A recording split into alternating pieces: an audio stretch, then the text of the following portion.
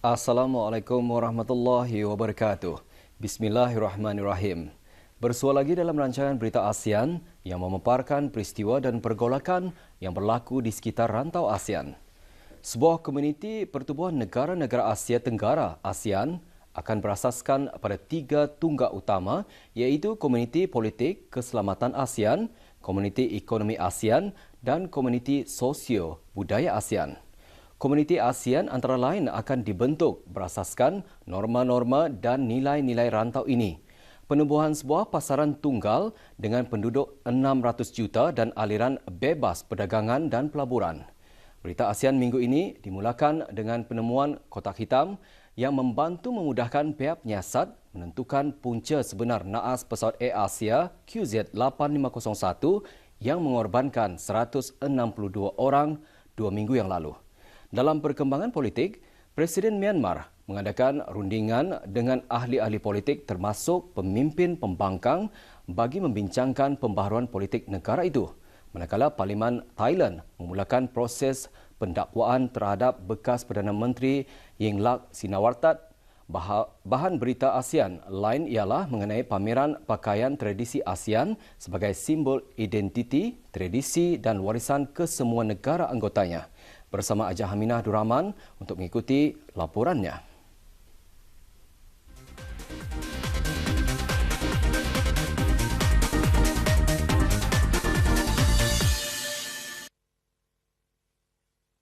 Berita ASEAN minggu ini dimulakan dengan perkembangan lanjut mengenai penemuan alat perakam data penerbangan AirAsia QZ8501 yang sudah pun tiba di Jakarta.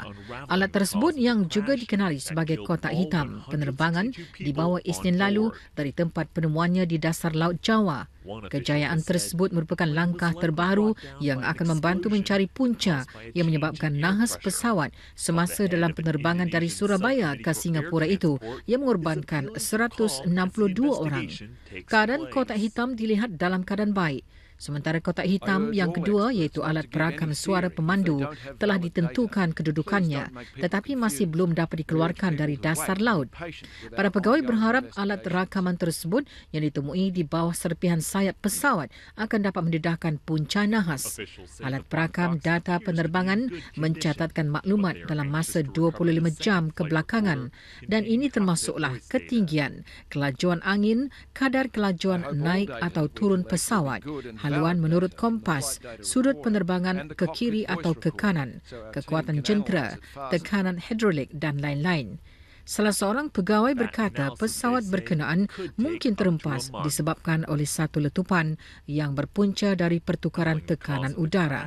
Namun, Ketua Jawatankuasa Kecil bagi Pengangkutan Udara, Maruri Singh, merayu supaya semua pihak bertenang dan menggesa anggota penyiasat untuk tidak memberi sebarang teori yang tidak berkaitan dengan data agar orang ramai tidak salah faham.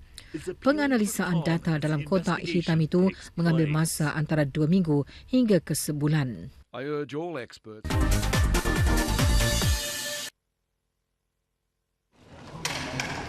Presiden Myanmar, Ketua Tentera dan Speaker Parlimen mengadakan pertemuan dengan ahli-ahli politik termasuk pemimpin pembangkang Aung San Suu Kyi bagi membincangkan pembaharuan politik negara itu. Rundingan yang diadakan di ibu negeri Naypyidaw dihadiri oleh 49 orang termasuk para pemimpin parti politik dan etnik Myanmar.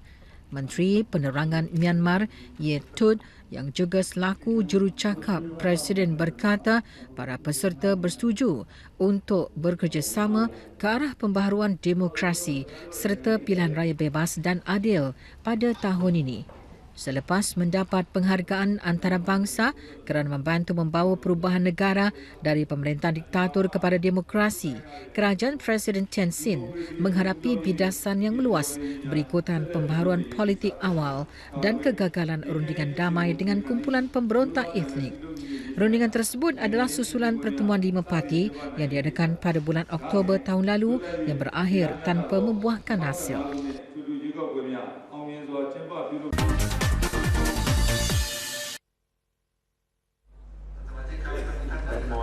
Parlimen Thailand memulakan proses pendakwaan terhadap bekas Perdana Menteri Yingluck Shinawatra yang akan menyebabkan beliau dihalang dari melibatkan diri dalam politik selama 5 tahun, sekaligus mencetus ketegangan di negara itu.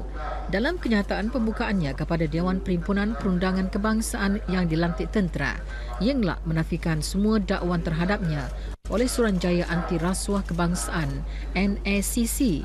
Yingluck, Perdana Menteri wanita pertama Thailand, dipecat dari berkuasa kerana menyalahgunakan kuasa pada Mei tahun lalu dan beberapa hari kemudian kerajaannya disingkirkan dalam satu rampasan kuasa tentera yang menamatkan beberapa bulan bantahan terhadapnya oleh saingan-saingan politiknya.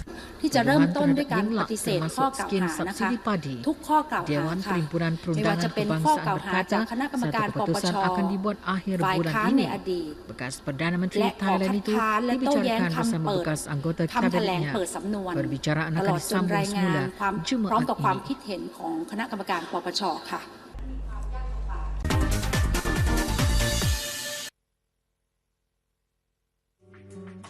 Sempena Hari ASEAN ke-47, Jabatan Hal Ehwal Luar Filipina menganjurkan pameran identiti tenunan pakaian tradisi ASEAN untuk mempamerkan pelbagai teknik tenunan dan sulaman bagi semua pakaian negara anggota ASEAN sebagai simbol identiti, tradisi dan warisan.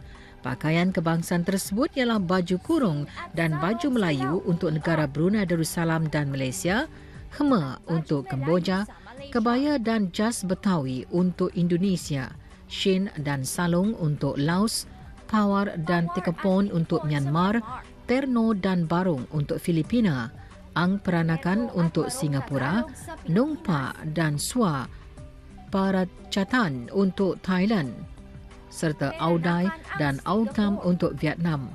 Pameran ini sejajar dengan promosi kesedaran integrasi ASEAN 2015. Populariti fabrik semula jadi dan bahan-bahan organik seperti yang digunakan dalam pameran ini tidak berkurang. Dita Sandiko Ong, salah seorang pereka terkenal Filipina, menggunakan bahan-bahan untuk produk beliau yang bukan saja sangat popular di negaranya tetapi juga diiktiraf di rantau ASEAN dan bahagian-bahagian lain di dunia seperti New York dan Paris. Tradisi memakai pakaian kebangsaan menjadi sebahagian daripada budaya di rantau ASEAN.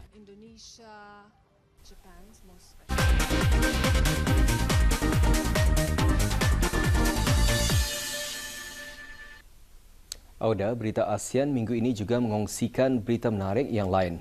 Labuan terus pesat membangun sebagai sebuah wilayah hub minyak dan gas serta pusat kawangan luar pesisir. Manakala penduduk di Central Highland, Vietnam berjuang untuk memelihara keunikan adat Gong mereka.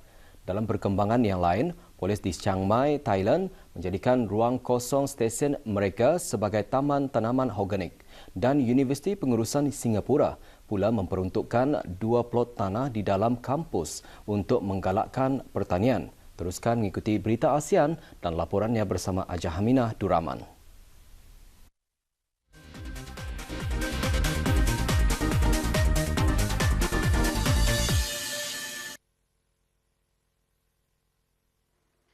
Labuan, Pulau Mutiara Laut China Selatan, terus pesat membangun sebagai sebuah wilayah hub minyak dan gas serta pusat kewangan luar pesisir.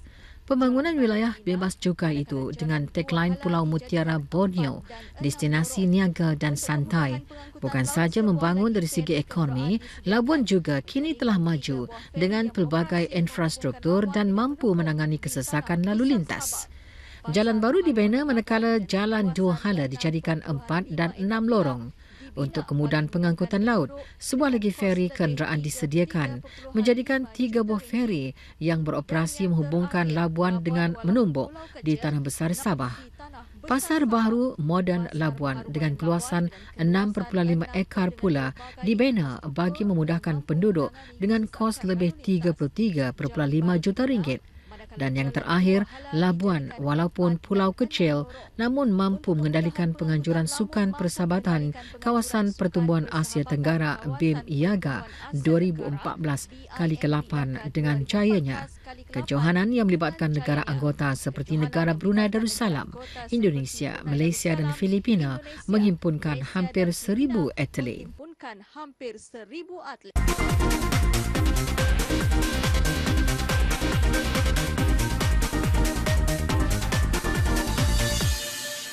Peralihan tradisi menjadi semakin sukar dalam dunia yang semakin canggih. Bagaimanapun, penduduk di Central Highland, Vietnam berjuang untuk memelihara keunikan adat Agong mereka. Warisan budaya merupakan bukti kepada pelbagai keindahan di kawasan ini. Tetapi yang paling penting, Agong tersebut mempunyai makna tersendiri kepada penduduknya. Bagi Ahmad Dong, ia adalah satu keistimewaan dan kewajipan untuk memelihara adat turun-temurun ini. Setiap penduduk di sini boleh memainkan gong suatu ketika dahulu. Bagaimanapun, bilangan pemain yang mahir telah berkurangan ketika ini dan pihak berkuasa merancang melaksanakan pemeliharaan dan mempromosi budaya gong tersebut. Central Highlands beruntung kerana lebih ramai generasi muda memahami akan kepentingan gong. Bagi mereka, ini adalah semangat tanah air mereka dalam pengiktirafan UNESCO ke atas gong dan budaya yang berkaitan sebagai warisan agung telah membantu dalam usaha pemeliharaan.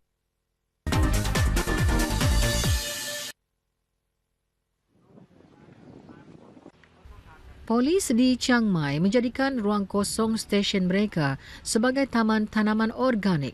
Kompleks stesen polis di daerah Mai On merupakan kemudahan polis paling hijau di Thailand dengan keluasan taman hampir 2 plot dipenuhi oleh pelbagai jenis sayur-sayuran dan buah-buahan. Menurut timbalan penguasa polis Lieutenant Colonel Tanit Wibonkiat, anggota polis menghasilkan tanaman tersebut untuk kegunaan sendiri dan sebahagiannya untuk dijual. Beliau berkata sebagai sebahagian daripada program kebajikan polis, mereka yang tidak bertugas menghabiskan masa menanam tanaman seperti strawberry dan betik. Sejak 4 bulan lalu, semua tanaman sudah boleh dipetik. Strawberry yang ditanam dengan kaedah pertanian organik dijual dengan harga 300 baht sekilo. Dengan moto program bertugas pada siang hari, pertanian di waktu petang, anggota polis memperoleh pendapatan tambahan dari penjualan dan pengetahuan dalam teknik pertanian dan sebagainya. Mereka juga menawarkan latihan mengenai tanaman organik kepada para pelajar dan pihak-pihak yang berminat. Belum. Nolong dia tu deh.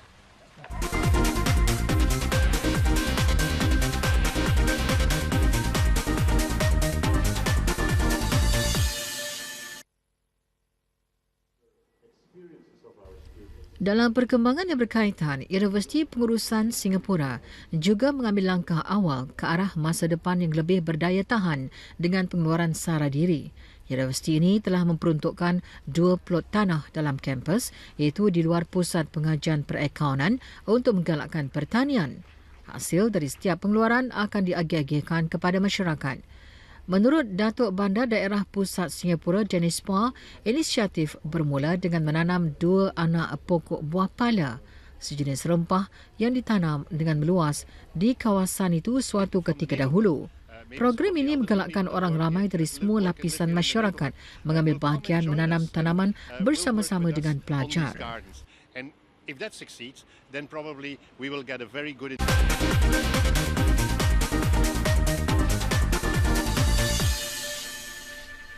Auda, pembentukan Komuniti ASEAN pada 2015 akan membuka lembaran baharu bagi ASEAN yang menuntut ASEAN untuk mengeratkan perpaduan dan integrasi, meningkatkan kecekapan operasi, menambah baik penyelarasan, meningkatkan kebingkasan dan memperkasa daya saing Komuniti ASEAN. Hingga di sini dulu pertemuan kita dalam Berita ASEAN malam ini. Bertemu lagi minggu hadapan pada hari dan waktu yang sama. Untuk mengikuti Berita ASEAN, anda boleh layari video portal melalui laman web www.rtbnews.rtb.gov.bn. Assalamualaikum warahmatullahi wabarakatuh. Salam hormat dan selamat malam.